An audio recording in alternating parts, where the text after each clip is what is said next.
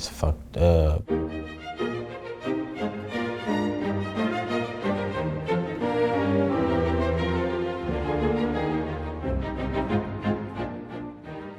I was born in DC.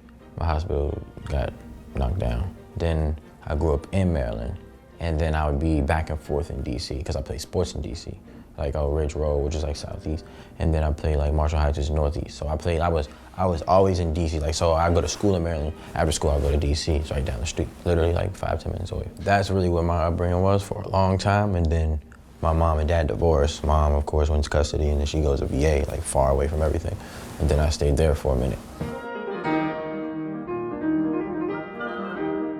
It went from funk music, blues, and R&B, kind of more musically and sonically pleasing in a way, to more punk and metal-ish, where it became hella raw, less quality, and it was really fast and really violent, really violent. The energy of punk is like what translates the behavior, and that's kind of what go-go was, like honestly, for black people.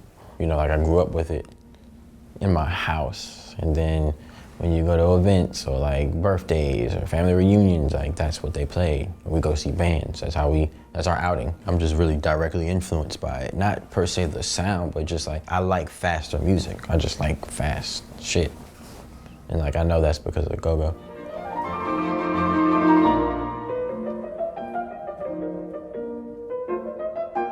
Overall, like the visualization kind of depicts what happens at a go-go on a regular night, you know what I'm saying? So it's, but this story was kind of talking about kind of two things. It was kind of like reminiscing on a female, but then it was kind of like talking about how much she's accomplished as, you know, as well. One track in particular is a meditation song because he meets this female that he fancies, and she happens to be from a rivaling neighborhood, so they get into an altercation over her.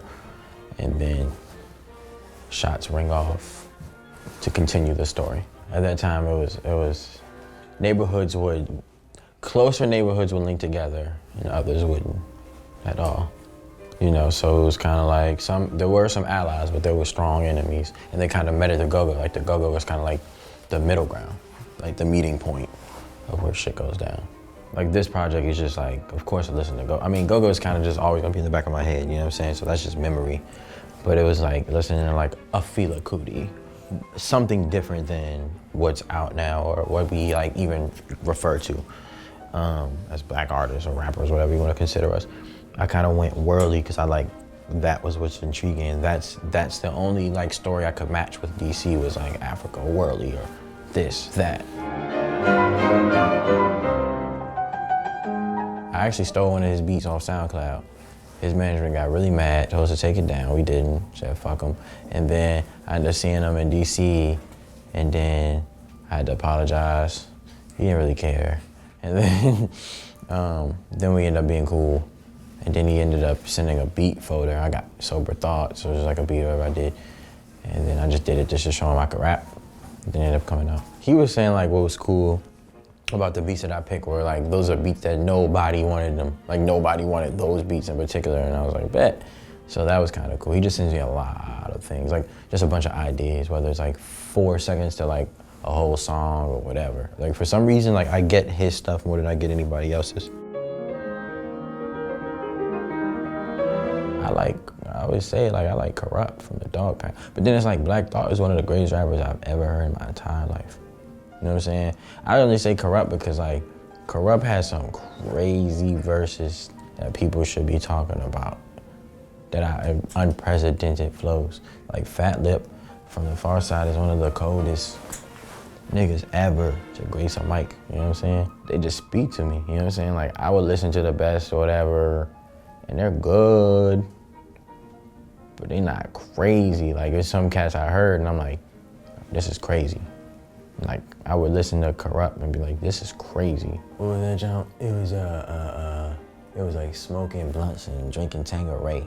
Wow, you know what I'm saying? That's really why I just picked those dudes. It's just because they made me say wow. And Lady of the Rage is Lady of the Rage is like, I think the best woman rapper I've ever heard in my entire life. They both killed it so bad. I kept running Corrupt's verse back every day. I remember like every day, and I would just be like, what? Like, why is this so good? Like, he was so hungry. This is Snoop's little man's. Like, he not even probably supposed to be rapping. He's probably supposed to be gangbanging somewhere, and he can rap so well. It's like if like Allen Iverson goes to like play ball at the local rec center, and he just brings his homies, but his homies can't hoop better than him. You know what I'm saying? You're like, why are you not in the league? That's kind of what it is. DC has a ton of them. Like, DC will have a kid who will walk in on, like, with Nike boots and then play, drop like 30 and go home and ride his bike. You're like, what the fuck was that? I just want people to give DC their just due. That's all. It's just like, we've been a major city for this long and we haven't got credit for anything. And we're a special city, you know? And I feel like we just need a couple of people to properly display us correctly so the world can see us for what we really are and not what they think we are.